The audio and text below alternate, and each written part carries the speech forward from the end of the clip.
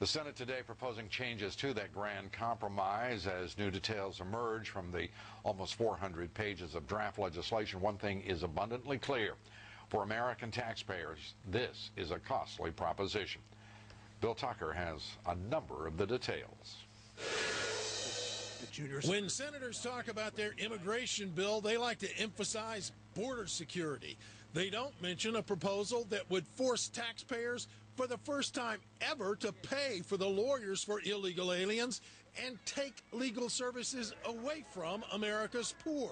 You're shortchanging them to help somebody who broke the law. You're rewarding somebody who did something wrong and punishing these people who now might not be able to get a lawyer. The bill would give illegal aliens priority over Americans in poverty.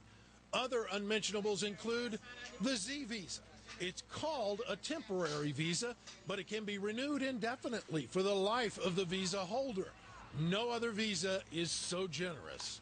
All background checks on those applying for Amnesty must be completed within 24 hours, although there is no justification why and plenty of reasons to suggest that complete background checks can't be done so quickly.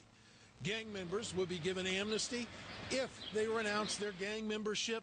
If an illegal alien is arrested in an enforcement raid and might be eligible for amnesty, the government must provide help in applying for the Z visa and release the illegal alien.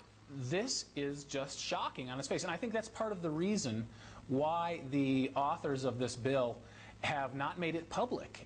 Most of the Senate has not seen this bill yet. Another unnoticed provision, the bill would change the law and reduce the southern border fencing project from 854 miles to 370 miles to only 200 miles. And if this bill passes, never ever should anyone who is ordered deported from this country leave, because under the bill, absconders will be eligible for amnesty. Those who follow the law and follow a judge's deportation order, Lou, if they go home, they will not be eligible for amnesty. Well, that's a metaphor here. I mean, if you follow the law, you're punished under this legislation. Exactly. If you don't, you're rewarded. Hence the expression amnesty. The idea that American taxpayers would be paying for legal representation, explain that. I can't explain. I even talked to an immigration lawyer today who thought it was a bit misguided as well. It's never, ever been done historically. In fact, historically, they've been forbidden to give money to illegal aliens for legal aid. Again, I will say, no matter what your position on illegal immigration or amnesty or open borders, how extreme your view may be on either side of it, if you truly can come to any conclusion that suggests that the Senate is making sense here, I can't even imagine. It's crazy. Thank you very much, Bill Tucker. Welcome. Let's take a look at some of your thoughts now. Vincent in Illinois said, as a Democrat, I'm very upset that my party uses the polls and the will of the people to justify their position against the Iraq war direction, while on the immigration issue, they totally ignore those polls and the will of the people.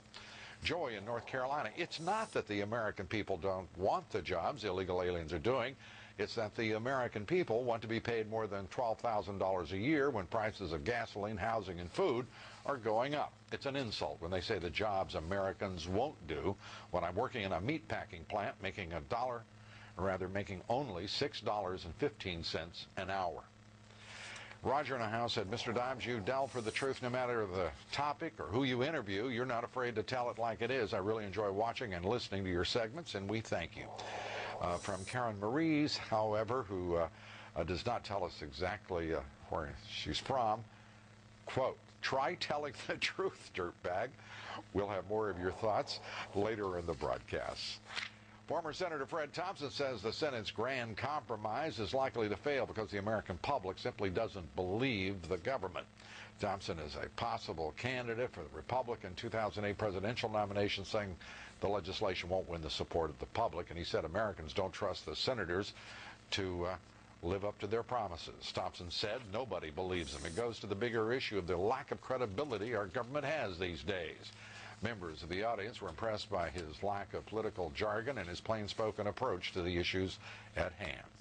We'd like to know what you think. In tonight's poll, we're asking simply, do you agree with Fred Thompson that our elected representatives in Washington have a total lack of credibility these days? Yes or no? Cast your vote at LouDobbs.com. We'll have the results here later in the broadcast. As America's frustration with our elected officials grows, some Americans, more of them actually than ever, are calling themselves independent. According to an average of CNN Public Opinion Research Corporation polls, 42% of all Americans now consider themselves independent. 42%. 33% in those polls identify themselves as Democrats. And 25% identify themselves as Republican. I have to say it. Yeehaw. Coming up next, the Senate's immigration compromise, some language that recognizes a partnership that doesn't exist, but will advance that partnership among the United States, Canada, and Mexico. I'll be talking with Robert Pastor, a proponent of what he calls a North American community. He doesn't like me calling it a North American Union. He's accused me of fear-mongering. I'm scared. We'll clear the air. Stay with us.